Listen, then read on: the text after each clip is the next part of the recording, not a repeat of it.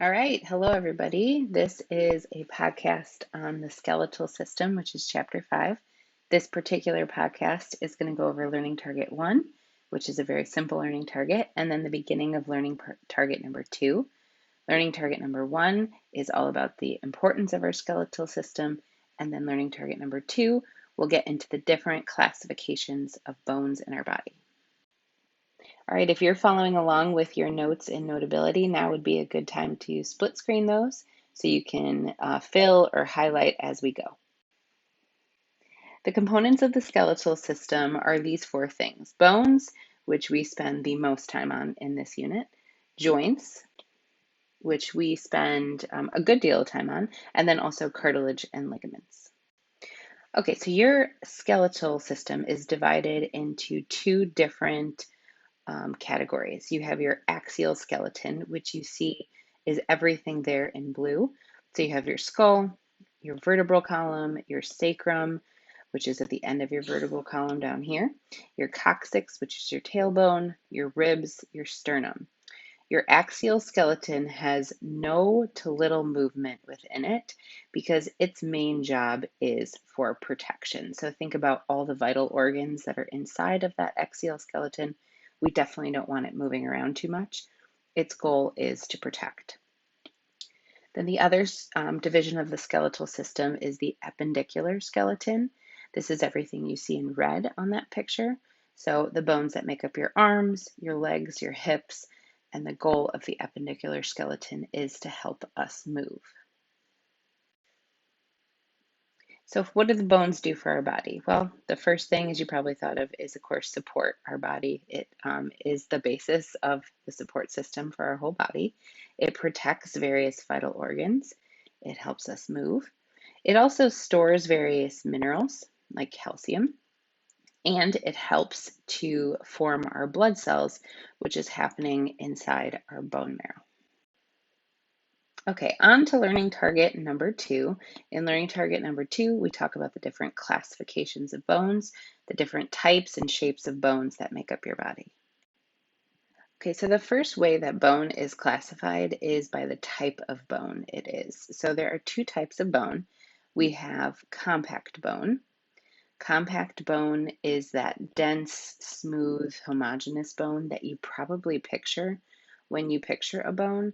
So if you look at the image, this on the outside of this bone, this is all compact bone. The other type of bone that you might not think of when you think of bone is spongy bone. Spongy bone has small needle-like pieces and lots of open space inside of it. So in this image, the spongy bone is inside the middle of that bone. You're going to be looking at some bones in class, and always try to check out especially the ribs. You can usually easily see it, especially if they're broken. You can see the spongy bone inside of the ribs pretty easily. All right, the second way we classify bones is by shape. So there are 4 different shaped bones that we're going to be talking about: long bones, irregular bones, flat bones, and short bones. And we're going to get into each one of those now. Okay, the first type of bone that we're going to talk about is a flat bone. A flat bone is a bone that's kind of like a sandwich. There's compact bone on the outside layers. So let's see, I'm going to try to draw that for you now. So there's compact bone on the outside, and then the spongy bone is in the middle. So this in here is spongy bone. And examples of flat bones in your body are your ribs. They're all flat bones. Your skull plates, the bones that make up your skull. Your sternum, which is your chest bone right in the middle of your body. And your scapula, which are your shoulder blades. Occasionally, the coxal bone, which is your hip bone, some people consider part of that bone to be a flat bone. In our book, it is called an irregular bone. So I wanted to point that out to you that in our class, in our book, we call the coxal bone irregular. So we do not count it as a flat bone. Show you some flat bones three-dimensionally using our anatomy app. So let's start with the sternum.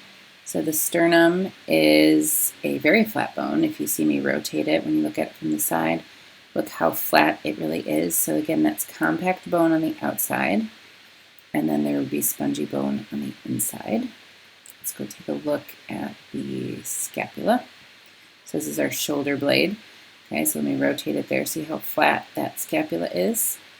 Now, if we look on this side, it looks a little irregular, but the majority of the scapula is very flat. So it's a flat bone. Let's take a look at a rib. So if I rotate that rib around, look how flat it is. So all of the ribs are flat bones. And then let's just get one bone of the skull. So this is the frontal bone. So if I rotate that and show you it from behind, you can see how flat that skull bone really is. Okay, hope that helped to see some on a three-dimensional level. Okay, the next type of bones are called short bones. Short bones are kind of cubed shaped, and they are mostly made of spongy bone. If you look at that picture right here, you can see the majority of the cross section of that short bone is spongy bone with just a thin layer of compact bone around the outside. Short bones slide past each other, so that's how they move. They are located in your wrists, your carpal bones, your ankle, your tarsal bones are also short bones, and then your patella, which is your kneecap, is also a short bone. Some books consider the patella a fifth shape bone that our book doesn't actually have, called a sphenoid bone, but in our book we call it a short bone. When you're looking at short bones in class, you're going to be surprised because they kind of look just like rocks. They don't actually look a lot like a bone, you would think. I'll just show you some short bones. So these are our carpals, which are our wrist bones. So I'm just going to isolate one of them. So you can see they just kind of look like little cubes almost. They're just as wide as they are long. Again, they almost look like a little rock. So this is an example of a short bone. And then you could also find that in your tarsals. See if I can get rid of a tarsal here.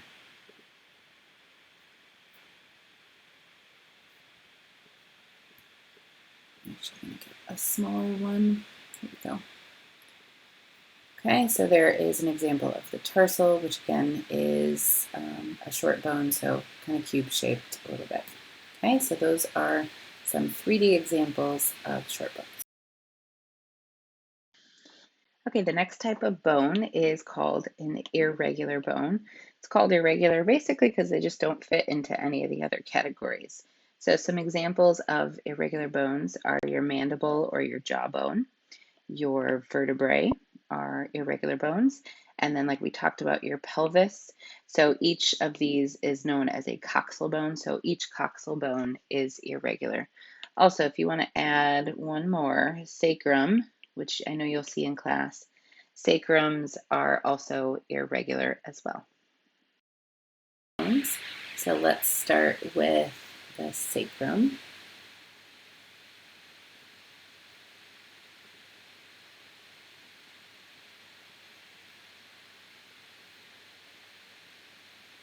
There we go.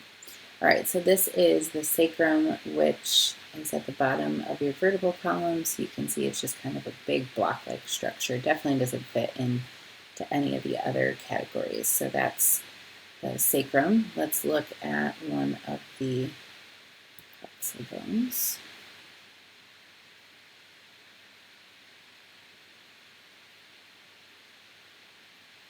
There it comes. All right, let's zoom out a little bit. Oh, that's too much. There you go. All right, so this is a coxal bone, one half of your pelvic girdle, so one of your hip bones. So you can see it's very irregular shape. I said that some books consider it a flat bone. You can see at the superior end it looks a little flat, but if you look at the whole thing, it's definitely irregularly shaped. Okay, let's go get a vertebrae. Okay, all of your vertebrae are considered to be irregular bones, and we will spend more time on the vertebrae later this unit, but there you go. There's an irregularly shaped vertebrae. Okay. And then let's do one more. Let's do the mandible if I can get it.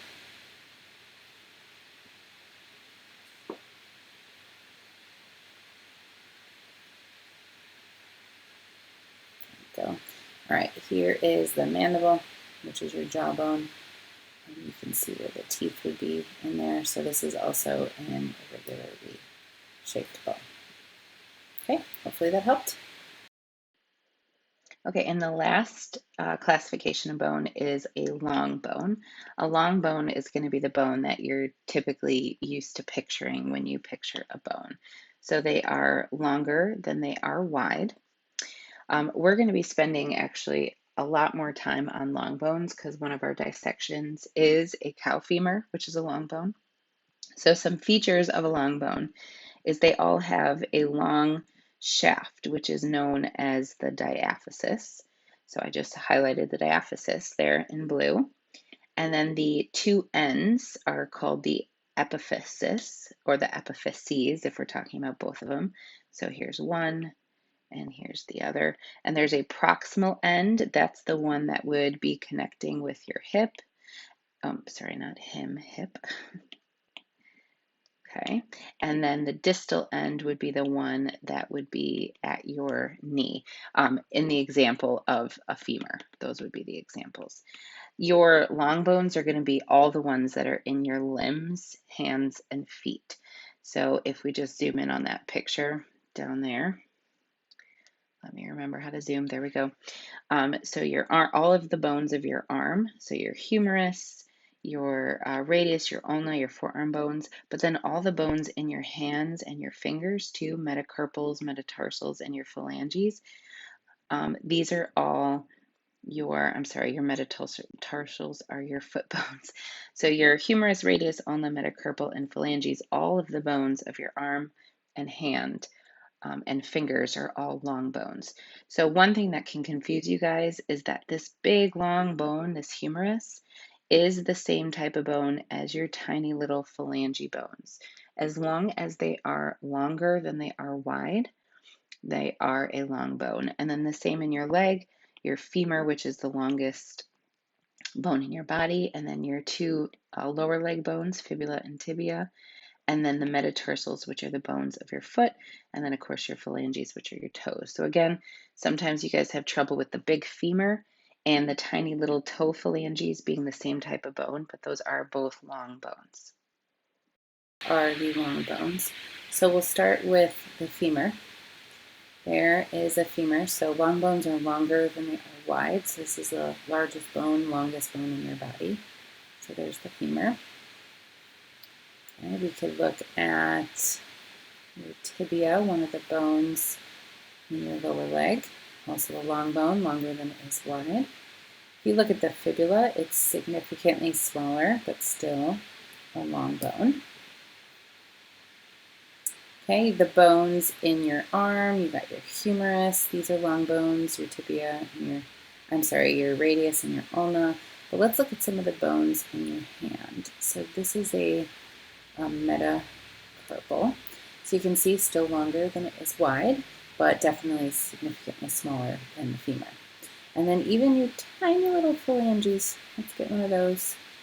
This is also a long bone. So a lot of times you guys make the mistake calling this a short bone because it's just so small. But remember, it's longer than it is wide. It's not cubed shaped. So this is also considered a long bone. It's just a really tiny one. Okay, if we get one of your, I don't know if I can even grab one of these toe phalanges. Okay, again, look how tiny, but it is not a short bone. It's not cube shaped. It's still a long bone. It's just a very small long bone. Okay, so those are the long bones of your body. All right, thank you guys for watching this podcast. At this time, you could always do a little Quizlet, which helps, but we're going to be looking at some of these bones in person in the classroom, so hopefully that'll help as well.